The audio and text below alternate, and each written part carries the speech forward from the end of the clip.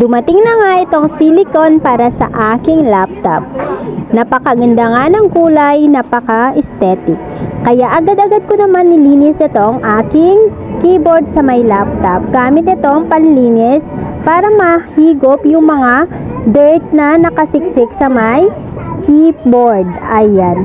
Napakadali nga lang nitong gamitin at sure talagang malilinis ang keyboard nyo. Kaya kung gusto nyo yan, ilalagay ko na lang din siya sa ating basket.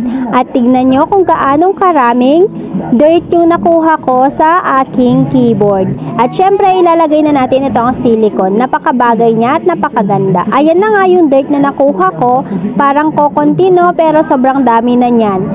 Kung gusto nyo ng ating silicone keyboard and syempre ang ating panlinis sa keyboard ay ilalagay ko na lang din sa ating basket para sa inyong mga laptop.